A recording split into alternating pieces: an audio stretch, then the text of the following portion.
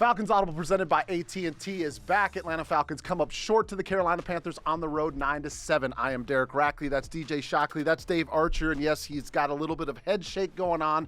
Before we open the can and let these guys give you their analysis of the game, let me just tell you what we've got on store. We will break the game down. We will talk about cleaning up some costly mistakes. We will discuss a change at the quarterback position that is news going around the Atlanta Falcons building and the NFC South, and we will talk a little bit about the NFC South, the state of the division, if we have time. So, fellas, let's get into it. Obviously, a missed opportunity, you could say. Going up against a team that's 1-12, that is going in the absolutely wrong direction. You feel like even if you're struggling a little bit from the Atlanta Falcons side, that you got to go up there and you got to find a way to come home with a victory. You could sit there and make excuses all day long you want about the conditions. Guess what? Both teams have to play in the conditions. But they just didn't make enough plays. They made a couple of costly errors. And in the National Football League, if you leave a team around in the fourth quarter within one score with a chance to win the game, anything can happen. So, Dave, I start with you. You called the game. You saw how things started to kind of unfold a little bit. Let's go back to the first or second quarter. Like, what was your overall thoughts of what you were seeing on the field? Before we get to the things that happened in the second half, but where did things start to go wrong in the first half? Okay, well, you're right. It was brutal for both teams. The rain was steady. It got more and more steady or more and more influential throughout the game. It was brutal. It's as a quarterback, Shock, we would have not wanted to play in that game. I think that even the offensive linemen didn't really want to play in the game. But, ultimately you got to go play. As you said, both teams are in the game. So you start the game with a good opening drive. You're moving the quarterback out of the pocket off his spot. We knew that we're going to have problems Brock and Burns and Derek Brown. And that played out. They certainly were a problem up front, among other guys that were problems blocking. Then you factor in the fact that you've got three backup offensive linemen that are starting for you. And, oh, by the way, your left tackle's probably playing at about 80% in Jake Matthews. Okay, so that's all on the table. So now we know what the cards are that we've been dealt. Now let's go play as clean as we can. Opening drive's a good drive. Okay, the wind was a little bit of an effect, and I know some of the fans are wondering, well, why didn't you kick the field goal with Koo there from about 51, 52 yards? Wind was fairly significant into Atlanta in the opening drive. Art decides to go for it on third and fourth down. What hurt you was the missed block. Tyler Algier misses a block on the third down run, which makes it 4th and 4. You come back with the run game. You can debate whether you'd like to have thrown it there or whatever, move the quarterback out of the pocket. You don't get it. Defense responds with the same thing on the other end. Defense is to stop on fourth down. And so you kind of, flip the coin. It was kind of an even deal. We survived. So at that point now it settles into a field position game. Because the weather conditions to throw it were brutal. Bryce Young had a couple slip out of his hand. Dez had a couple slip out of his hand early on. The key to the whole thing was don't help the other team, okay? And you talked about it right off the top. You get a fumble deep in your own territory. Defense comes in, bows its back, gets the stop, field goal. You still got the lead. Now you've got the chance at the end of the game to maybe seal the football game with a field goal. A touchdown's definitely going to seal the game. You can't turn the football over. We've talked about it all along. I'm looking at my notes. I was showing Shock before we came on.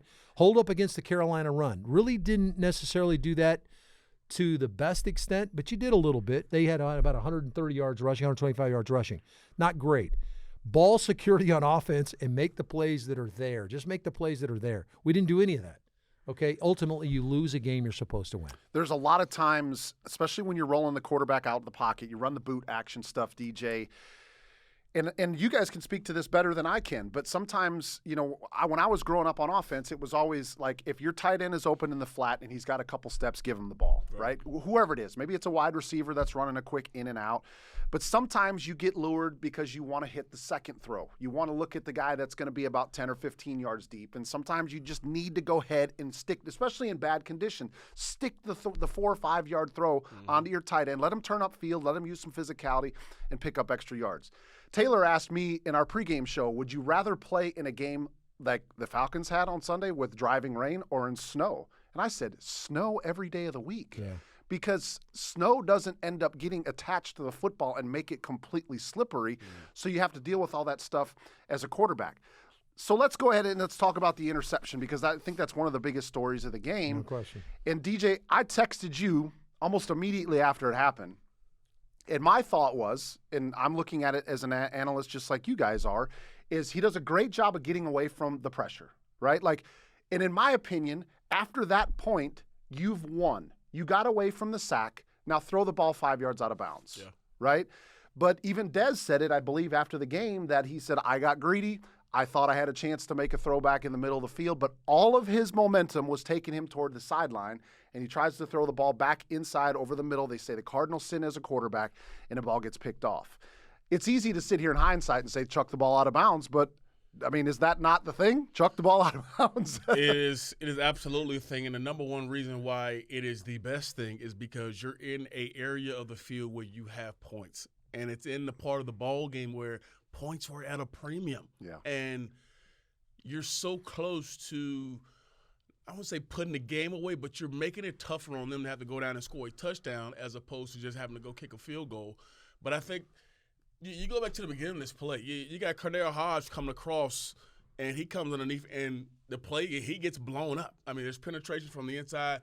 Hodge isn't available to get out, and he's your little dump off right there. Maybe if, he comes off the fake and then the guy's in his face, he can dump it to Hodge. Well, that tells you right that the play is already messed up. Hodge can't get through the mesh, and then obviously he beats the guy to the edge. And you talk about the momentum.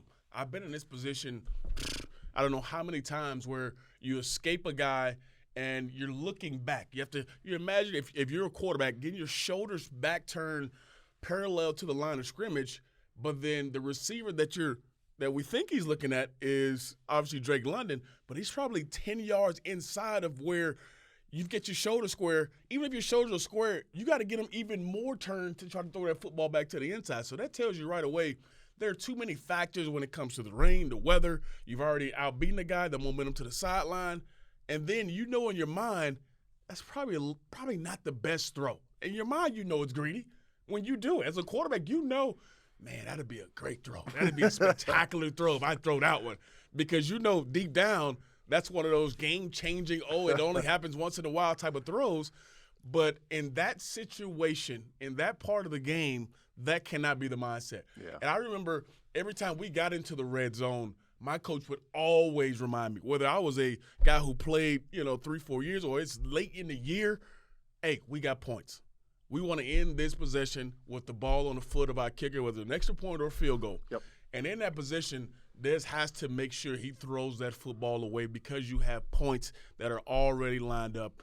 Nothing's automatic, but you give your kicker a chance, and you don't give them that momentum. You talked about before we came on, if you give a team any kind of hope, regardless if they're 1-12, doesn't matter if they're 12-1, and they're in a ball game late and they got a chance to go down and win it, and you give them something that gives them the attitude that they can go back and get it, give them that hope, anything can happen. And in that moment, Carolina probably was thinking, if we can hold them to a field goal, that's a big win. That's a win for us. Yeah. And then you turn it over, that's almost like, thank you for the ball game, because we have an opportunity now that we have kind of thought we were going to concede with the field goal. So definitely in that moment, you got to throw that football away. One of the many things that quarterbacks have to do, you have to think of a ton of stuff, and I want to go through all the stuff. But one of the things is, and one of the last things is that I'm the last line of defense of a bad play, a bad call, a play that gets blown up, as Shock just described how that was developing. My job is to minimize the damage on the play. The play is already blown up. You talked about it. So now I'm the last defense for my coach who's calling the plays and for my teammates. Yep. Now I've got to minimize how bad this is. And that didn't get done there. I blew it up, and I made it worse than it needed to be, okay? And that's the problem that's plagued this team throughout the season, has been their inability to stay away from the catastrophic mistake. And that's what that was. Sometimes I feel like guys like Patrick Mahomes can be a gift and a curse to the National Football League, because guess what? Patrick Mahomes does that all the time. Yeah. And guess what? By and large, he gets away with it. But he's built a little bit different, right? He's just a little bit different. And you could say that like an Aaron Rodgers, a Brett Favre, some of the Peyton best. Manning threw 28 interceptions. He also threw 28 touchdown passes. Exactly. There are certain guys that probably have earned the right to take some of those chances, and maybe they've got and I don't want to sit here and say Desmond Ridder doesn't have the talent, but maybe Patrick Mahomes just has a little bit more arm talent, because I would be willing to bet, I got two guys right here that could back it up, that when you're running that direction that Desmond Ridder was, and you're trying to turn your shoulders back to make that throw inside, you probably got little to no lower body helping you out. Is that fair to say? Yeah, absolutely. So that's now all an arm throw, right? Yeah, I know why the wind's blowing about 20, 15 miles And you may an hour. not have great grip of the ball because rain's been dripping all over it, right? So, again, so many things like you talked about that have to go through a quarterback's mind. And to me, it was just throw this ball out of bounds. Here's the other part that I go back to those moments of those type of throws. Arch, I know you've done it. I've done it 1,000 times. How many times in practice you're just kind of playing around and, you're playing catch and you just, you're jumping, you throw one to the side like this. And it feels normal because you do it so often. And you mentioned it. You watch so many guys around the league who do it every single week, and you're like, man, I would love to be one of those guys, or I would love to have a play that gives our team such an advantage. Or they just say, I can do that, I can right? do that. Yeah, for sure. So, I mean, I can understand the mindset of where Desmond was at that point, but also you have to know the mindset of where you're at in the ball game and how to help your team more than anything. So, Brian Burns, you mentioned it. He actually had a quote after the game. He says, we capitalized on their mistakes. That wasn't a very good play by Ridder, but just being able to capitalize off their mistakes really made us win this game. And to what we just talked about, right? Like, if you're Brian Burns and your team ends up making that play, what do? You go to the sideline and you're like, hey, Bryce, go win this game for us, right? It gives them that hope. Yeah, no question about it. It wasn't the only turnover in the game. As we know, we turned the ball over deep in our territory, too, on a third down running play where the ball's coughed up, and they net and give the defense a ton of credit for coming in and bowing their back and forcing 3 there. There's another piece to this. You turned the ball over at their 5. Mm-hmm. Yes, it took points off the board for us, and it was a horrible decision, horrible play. I think we all could agree with that, fans and us alike. Mm-hmm. They're 95 yards away from the goal line. They're probably 65 yards away from being in position to kick a field goal into the wind. Mm-hmm. So there was some other stuff that needed to get done that didn't get done in this game. Correct. Yeah. So, guys, I'm sure there's a lot of people out there that are wondering, okay, well, how do we clean up? How do we avoid these costly mistakes? And I sit there as with my experience, and I'm sure you guys do, is like, okay, how do you make this happen? And it's nothing rocket science, right? Like it's just a thought process. Number one is at the quarterback position of which throws can I make and which throws should I not make. And then the Bijan fumble, like, we could sit here and we can say till we're blue in the face how much talent the young kid has and he's going to be special in this league, but you got to lock the football away, right? There's really never been a situation where I've had a coach say, it was okay that you fumbled that. Yeah. They never say that. Because when your responsibility as a ball carrier is when you have your hands on the football, you don't cough it up, period. And I'm sure Bijan would tell us the exact same thing. Sure. But you're right. The fact that we turn over the ball a couple of times and they don't make the critical mistakes, that's what happens when you leave a team around. So I'll ask you guys, as they move forward to play the Colts, how do you avoid some of those critical errors? Well, one is you're probably going to change the guy that's playing quarterback. Yeah. I mean, that's what happens in this league. If you play quarterback in this league and you make mistakes that ultimately contribute, I'm not going to say lost the game, but contribute to losing the game, then you probably don't get a play. And that's what's going to happen with Atlanta here. And it'll happen at any position. If you can't block guys, you're not going to be on the field. So that's one way you try to change things. You heighten the awareness of taking care of the football. Now, the biggest part, Shock, that becomes maybe that little bit of a quandary you're in is that you want your guys to play loose and free and make plays that are available, but we got to have ball security. Yeah. And so give me an idea of your thought process as a quarterback. You go in and say, hey, we can't turn the football over, yet you got to shove it in between that window, second window to Drake on that in route. Are you going to be willing to turn it loose? That's a great point, Arch. And it's hard, I think, if you're coming into this situation as Taylor Heineke with what's happened. I think we talked about this from weeks back. You said, all right, if you're the guy now, you want to do the opposite of what sat this guy down. And if the opposite of that is you have to be a little bit more careful with the football, I don't know how freely you are to shove that ball in there. I think if you got an in cut coming in there and maybe it's a tight window, you hold on to it for just a half a second, and then you probably check it down. Yeah. I mean, it's so hard for a guy to come into this situation and say, all right, I'm going to cut it loose because, that's what the situation gives me, or that's what the route or whatever it is says, all right, let's put the football there. But I'll be honest, and I'm going to be 100% realistic here. If I'm in this position, my main mindset is whatever you do, do not turn it over. And if it comes a situation where that throw is a little bit tight, or I feel like that window is not big enough for me, or I'm not completely sure he's coming out of his break at 12, I'm going to hold on to it for an extra second. And to be honest, that's common nature because you don't want to come in and do the same thing that's hurt your team previously.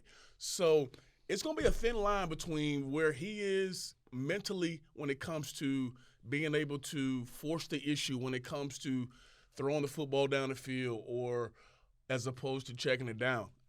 I don't know where his mindset is. I wouldn't know where I would be, to be honest, because in my mind, I want to stay on the field. I've had an opportunity to be on the field, and now it was taken away, whatever the situation may be. But now if I'm coming in now, yeah, I want to be aggressive. I want to help my team. I want to make the plays that's there. But there's those 3 or 4 plays in the game that you're going to have to be a little bit aggressive, and will he be aggressive in those moments? And I think only time will tell. Only the game will tell that if he does that. And I'll play devil's advocate here because as an analyst, somebody that's paid attention to football, you guys know this as well. As a quarterback, just like you said, the words that came out of your mouth was, I'm going to hold on to it for a second. And what happens when you hold on to it for a second in the National Football League? Yep. Sometimes it turns into a sack. So I'm not sitting here telling and sometimes that's not a bad thing. Right, true story. Instead of having the critical error. But I think it goes back to, and you guys can speak to this more than me, is trusting what you see. Right? And you've got to have that connection with your receivers. Yes, you got to know, you got to trust that they're going to come out of their route. But you've got to see it and you got to cut it loose. And I think we know that from what we've seen from Taylor Heineke, his time in Washington, the time that we've seen him on the field here, he's not conservative. He's not the type that's just going to throw the 5-yard out route. He's going to cut it loose. But I think you've got to trust what you see. You got to understand that if you see the skinny post, you got to let it go at that point. Because if you do hesitate, now that might be when you have the critical error. No question. You got to be what I always averted back to. If I had some turnovers, I had a turnover game, and I wanted to pull my claws back a little bit because I was being too aggressive or I was hurting the team. Then I would go back to on-time throws. I got to throw the ball on time. So if I hit and hitch up, and I don't like the way it looks, boom, like you said, I'm checking it down. If the window's there, I'll throw it in the window. My guy should be in the window. Now, obviously, you got to be careful with that because they're playing zone, and I throw it in the window, my guy's not there, it ends up in a DB's lap. So there is a bit of caution attached to even throwing it on time, seeing what you see and throw it. Sometimes that doesn't always work out either because the way the route turns out, all that kind of stuff. But all you can do is go back to your basic training of throw the ball on time. Get a good pre-snap look, drop, confirm when you drop in your first couple of steps. Now you know where you're going, throw it on time. Don't hold it, don't hesitate. And if you get off schedule, now when you get off schedule and start to move, be sure about those throws. And trying to throw it back across the field is never good. Ladies and gentlemen, if you are listening and you are watching, this is the reason why quarterbacks get paid a lot of money because of all the things that goes through their mind. So let's flip this around. We talked a lot about offense, and we're still going to talk about offense, but we're going to talk about offense in the vein of the Indianapolis Colts because we've talked about quarterback play. We've talked about pushing the ball down the field. This Atlanta Falcons defense has actually been playing pretty well. I mean, they lose the game last weekend, but they don't even allow a touchdown. It's 3 field goals that ends up beating them. And they're going to play against a quarterback this week that's not afraid to press the ball downfield. And I went back and looked at it, guys. Over the last 4 games, Gardner Minshew is averaging over 37 pass attempts a game. Okay, so they're not afraid to let him chuck it out, and that's been his story. That's what he is as a quarterback. So again, when we want to talk about some of the keys to the game, like the defense is going to have to rise up in this one because there's going to be plenty of opportunities that they take some shots downfield. And DJ, you got Jesse Bates back there. You got DeMarco Hellams is seeing a lot more times. These guys are going to have great communication in the back end and make some plays on the football. Yeah, it's going to be fun to watch this matchup. You think about Clark Phillips got a chance to start in this ball game. You mentioned DeMarco Hellams, another guy. Even though Clark had to come out late in the ball game for that, that 5-yard penalty, and Okudah ends up coming back in the ball game. This is going to be an interesting matchup because of what you mentioned as far as what Minshew has always been in the league, which is a gunslinger. And there will be opportunities for this defense, which has been very opportunistic at times to be able to take the football away when they need to. But I think in this game, you have to be conscious of not trying to be overly aggressive, knowing the kind of guy that you're playing against, because that can work against you. This is a Colts team that, as we've seen over the past few weeks, loves to push the football, like you mentioned, but they also are methodical about the way they go about it. And then, I mean, you got a run game that's been kind of churned away. You know, they talk about Jonathan Taylor possibly coming back this week, had a thumb injury, but they said he possibly ready to go for this ball game.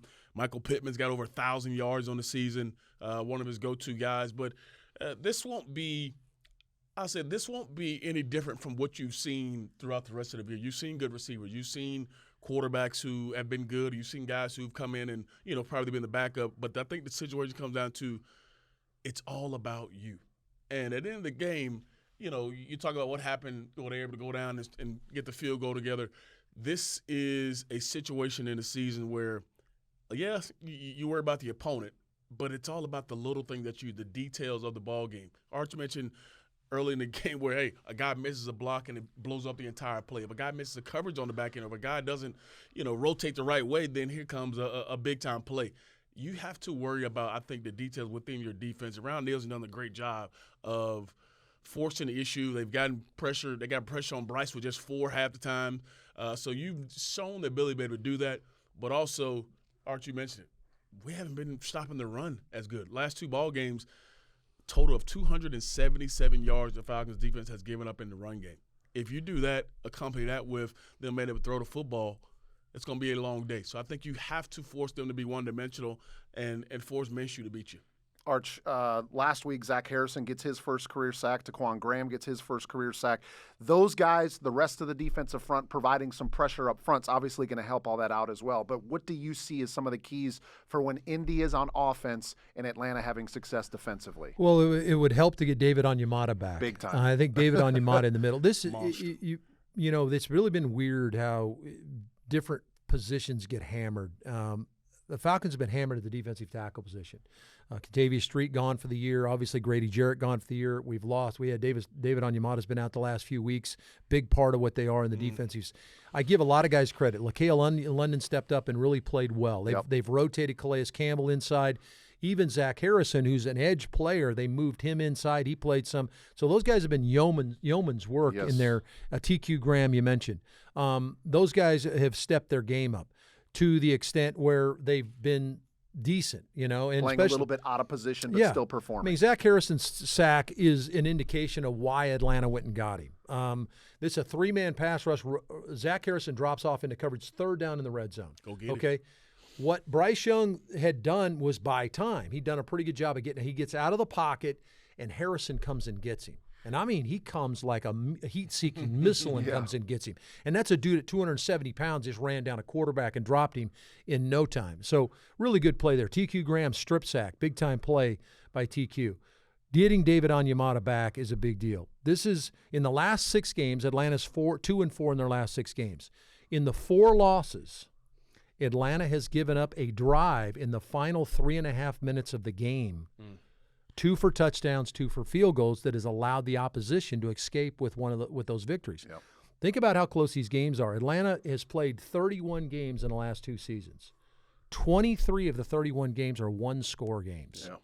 So you're going to be probably in that kind of game. Yep. Got to find a way to get a start. I think the mustache throws you the football in this game. Yeah. I think that Jesse Bates, this is the kind of game that you want to play in as a DB. Yeah. He's got 2 guys he likes to throw the football to.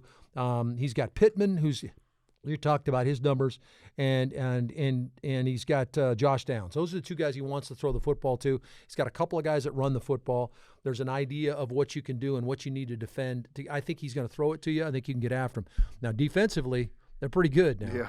They got the top tackler in the National Football League in Zaire Franklin, the linebacker. That dude been doing that for a long time. He had 167 tackles last year. He was really good at Syracuse. You're right. And they've got 2 guys that can come off the edge. Yeah. Pay and Ebukam, they can go get the passer. But I think combined, those 2 guys have 17 sacks.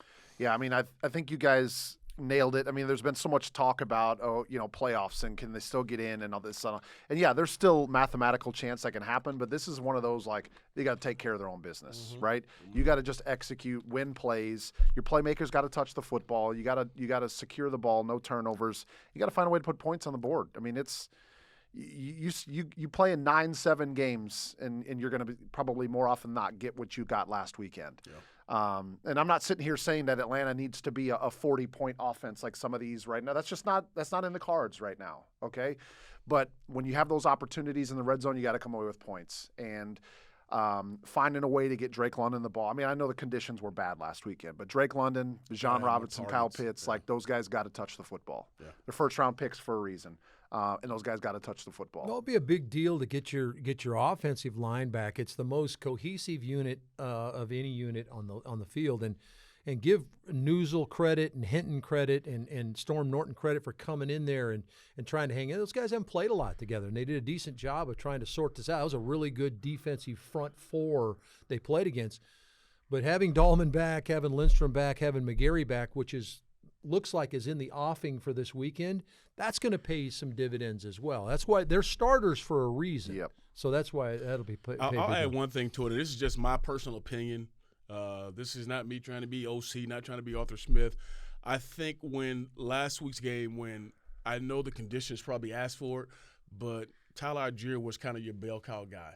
And I love when he is that guy. And as we've seen over the last 2 years, when this guy gets continuous touches, when he gets 10, 12, 15 touches, he wears on a defense. He wears you down. I know last week you want to, run control, ball control, all that, but I think his style of running fits any environment. It fits any game. And I think when you get that going, as we know, it helps any quarterback. I don't care if you're, Patrick Mahomes, whoever it is, any run game helps you tremendously. And I think Tyler Algier is one of those guys that if you use him in the way where he is getting the football 10, 12, 15 times, and you can still find ways to get Bijan the ball. You still find ways to get CP the ball for the touchdown. Like, there's still ways to get those guys their touches.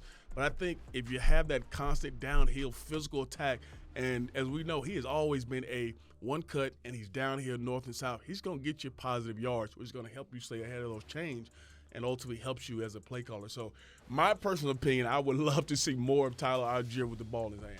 Yeah, when he has some of those physical runs, it gets the offensive line excited. For sure. So speaking of the offensive line, or the big boys, because I'll include David Onyemata in that, for the Falcons' sake, hopefully they get those guys back this week. I think we'll see a different product on the field. And once again, conditions will not be a factor in this one, as Atlanta Falcons will be back at Mercedes-Benz Stadium this weekend hosting the Indianapolis Colts. Falcons at 6-8. Still got some work to do if they want to get in that postseason discussion, but it starts with one game this Sunday against the Colts. That's going to wrap it up for the Falcons Audible, presented by AT&T. On behalf of Shock and Arch, I'm Rack. Thanks so much for joining us. We'll see you next time. Thanks, everybody.